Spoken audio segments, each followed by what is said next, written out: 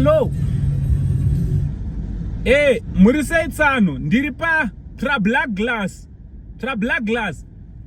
Andichazive ndane 4 hours ndapinda muHarare. Ndodii tsano. Hamukwanise kuyozonditora here tsano. Pa Trabablas. Uya muzonditora tsano.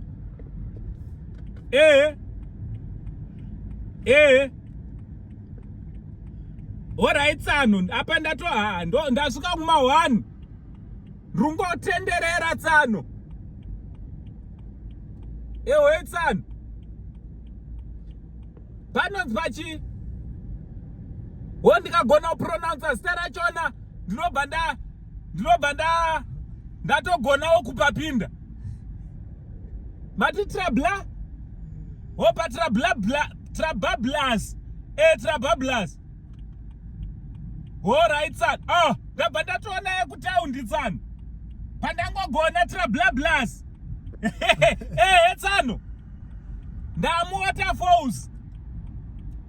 Ndoramba ndiringori straight tsano. Ndabuda pa Trabablas tsano. Trabablas. Maita basa tsano. Ndatobuda pa Trabablas.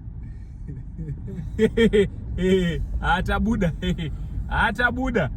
Straight tapinda muHarare. 4 hours edu tiri pa Trabablas Tichirasika. Tapinda. Ndabuda. Aiwa, it goes for celebrations. Ndotombono celebrate Trabablas undapabuda.